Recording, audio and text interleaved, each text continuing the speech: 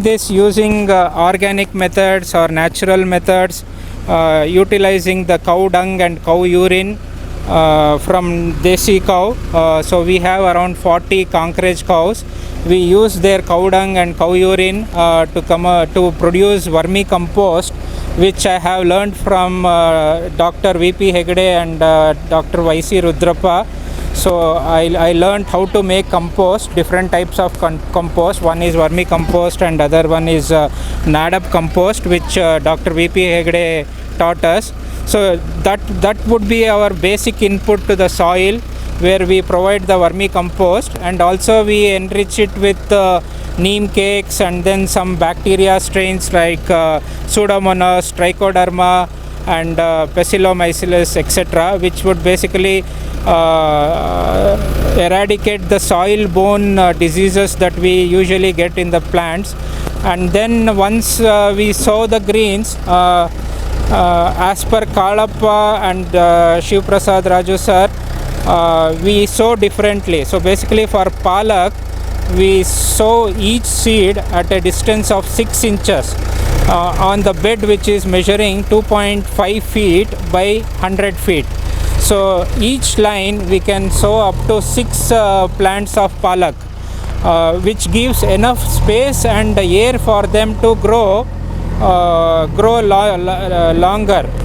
And once the greens come up, we usually give a dose of fish amino acid, which is prepared from using fish waste and jaggery fermented for 15 days, which has excellent source of nitrogen. So farmers who are using urea can switch to fish amino acid, which hardly cost anything, because fish waste you get free and you can use jaggery to make a fish amino acid. So using fish amino acid, Panchagavya, where I am giving this dose every 4 days, and every second day after giving liquid fertilizer, I am giving a dose of neem oil once, second time it is honge oil, third time it is Dashaparni Kashaya, etc. So if you do this regularly, then the whatever greens or vegetables you grow would be fresh and then healthy, and people who eat also looks very healthy.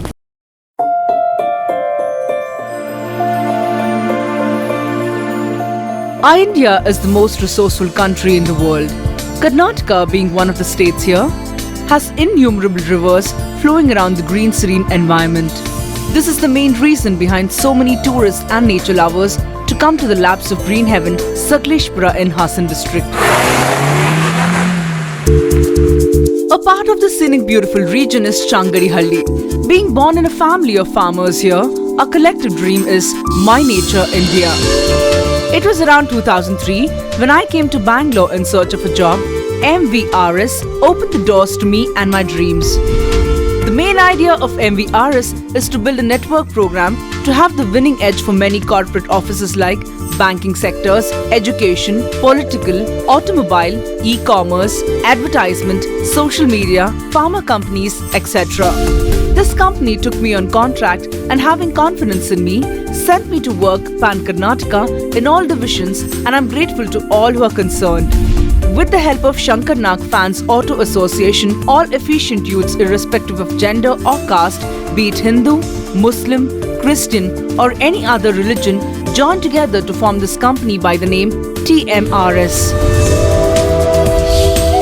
My Nature India was formed after a series of talks and discussions over the pros and cons, and by letting thousands of colleagues, neighbors and even other state workers on lease basis on companies which come under research on marketing. Since generations, we had not faced the problem of unemployment. This is the boon of 20th century, which is the root cause of many socio-political issues. The results of these issues were the foundation for wanted farmers. Farmers are the backbone of any country. Their necessity is as much important as those of their advisors and related sects like Brahmins, Archakas, blacksmiths, Vaishyas, sculptors, potters, weavers, cobblers, and others have to fight against the monster plastics. After discussing with the related sects, we have a set of platform to promote their livings, and that is My Nature India.